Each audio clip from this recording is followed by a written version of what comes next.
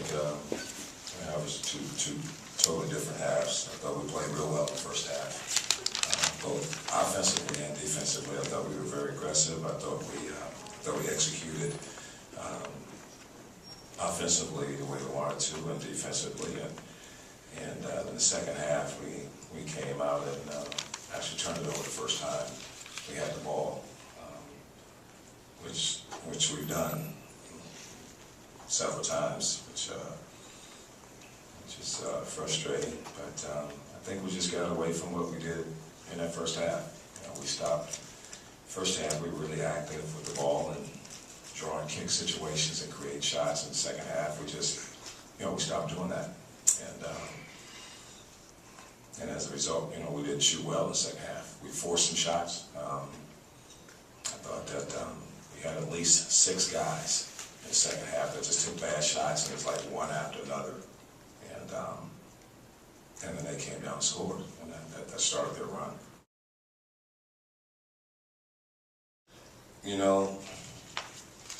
I'm not sure where their pulse is. I know they were definitely disappointed in there. One guy looked like he was going to cry there, and a lot of guys with their heads down. But I expect that. But the question is, what are you going to do about it?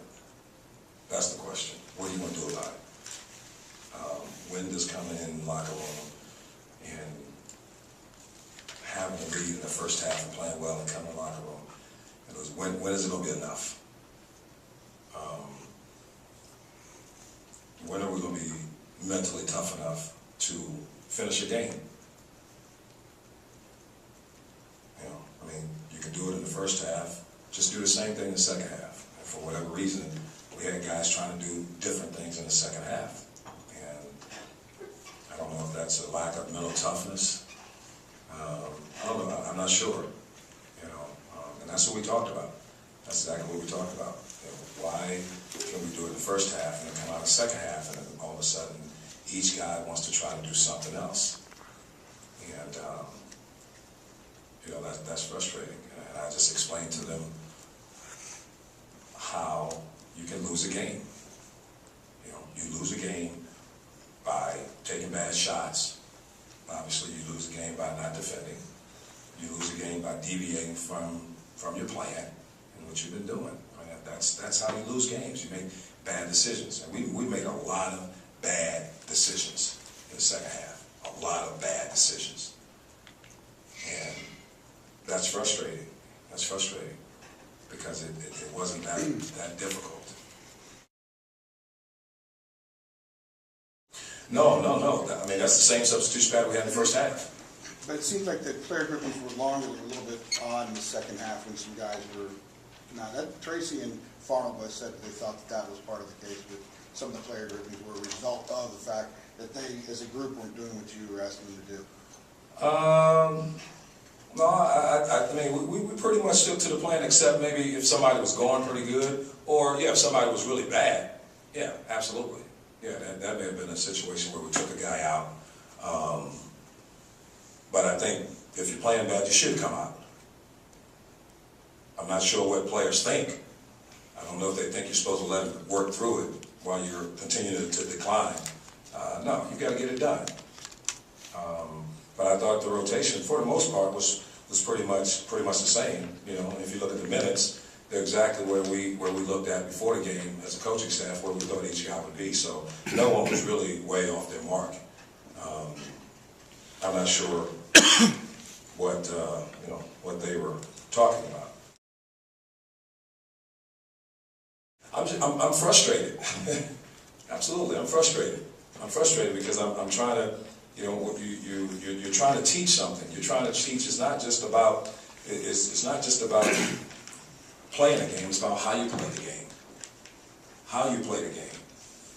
And to go over it time and time and time again and talk about how you play the game the right way and making the right decisions and making the right plays, and to do it in one half and then come back and don't do it in the next half, that's frustrating.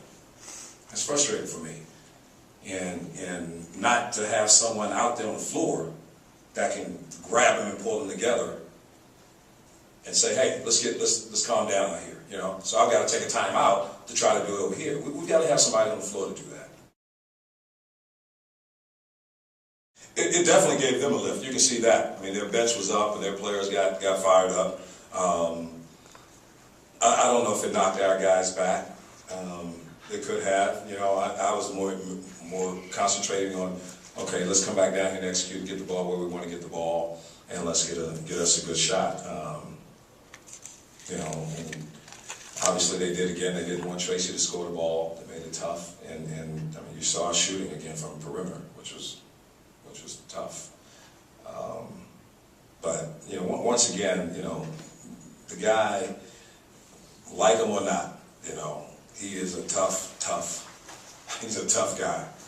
He's tough mentally, and he just took the team right on his back, and he just led them on in there. And that's what good players do. That's what they do. Is that something you guys are lacking? A guy like that who can, when things are going bad, can put the team on his back and kind of lead? You know what? I think we have a guy that can lead from a scoring standpoint. Obviously, if teams are going to play one-on-one, and that's Tracy. But I don't think we have anybody on the perimeter or anywhere else that will lead, that can lead and pull guys together and be real vocal, you know, like that. And, I mean, all good teams have that. All good teams. And he, you know, he showed it tonight. They were down and they were tired a little bit, but you know, he did what he was supposed to do. He's a, like I said, like him or not, you got to respect him. Well, actually, Scott was supposed to come out before he came out, so we left him in longer than he was supposed to in that first half. And Dennis the same thing. So we had something that we were looking at, but what we run into is those guys play too many minutes, and then later on in the game, they're too tired to get anything done. I think Dennis's minutes were great. I think that's why he was fresh. Scott seemed to be fresh instead of being tired and his shots falling short.